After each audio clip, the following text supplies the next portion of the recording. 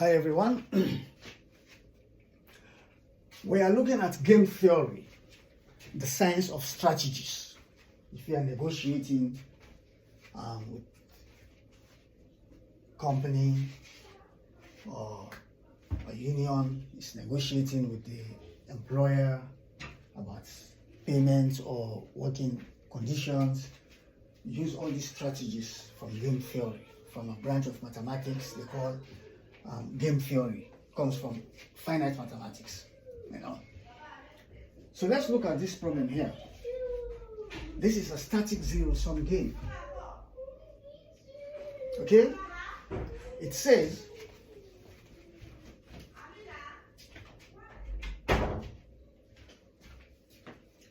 the problem reads, let G be the following static zero-sum game. And you are given this data here, rows and Colin and rows here. You have these figures here. These are the payoffs when the game is played or the negotiation is taking place. The columns are the payoffs of Colin, while the rows are the payoff of Rose. So they say, if possible, find the solution of G using a movement diagram, using the iterated elimination of dominated strategies, and C by finding any saddle points of G.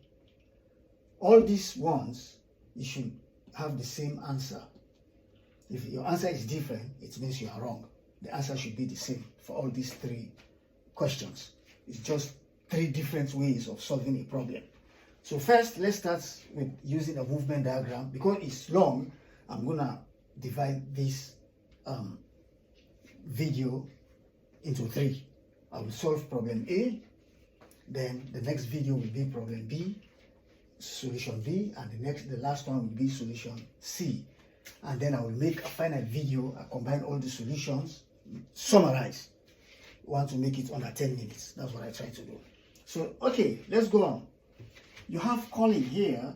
You have A, B, C, D, and E. This is for Colin.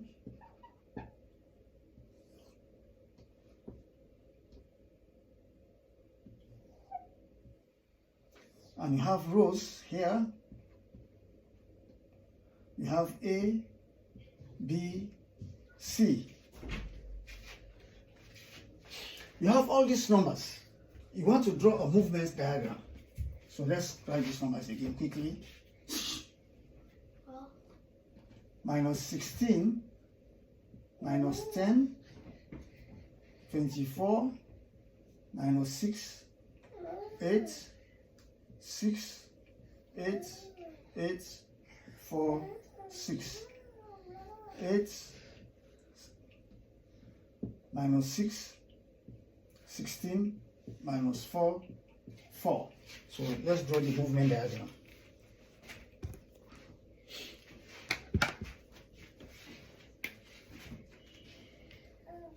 In the movement diagram, one thing you should bear in mind. You should know that rows is always moving towards smaller payoffs.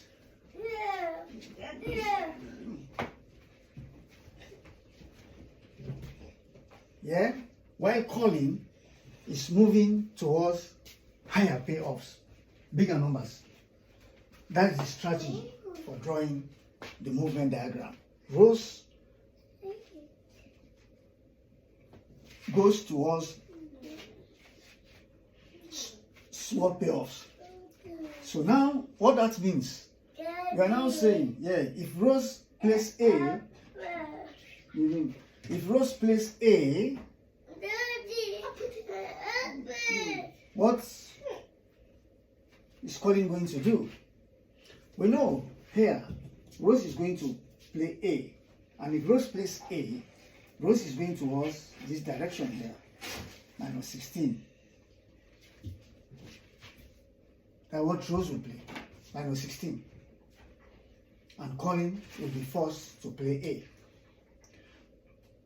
A. If Rose plays, because minus 16 is the smallest number on this row, so that's what Rose is going to play.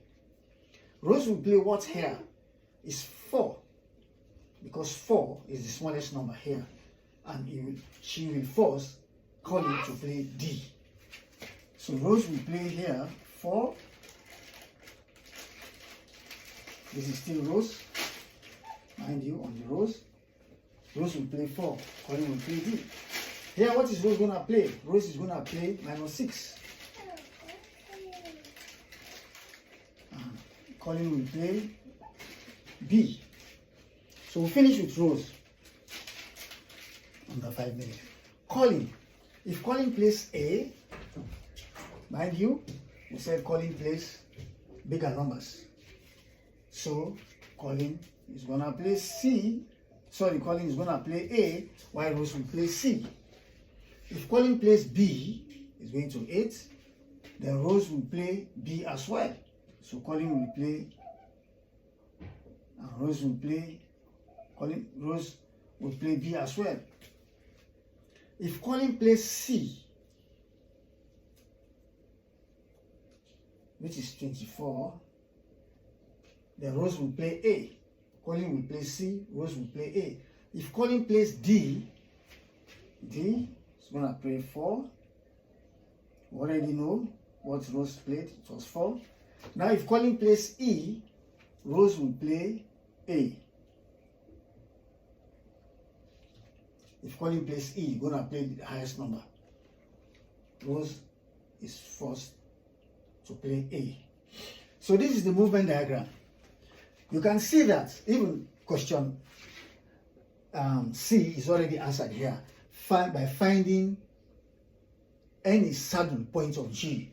We have found the answer for C, for the C part, but this is not the solution to find a saddle point.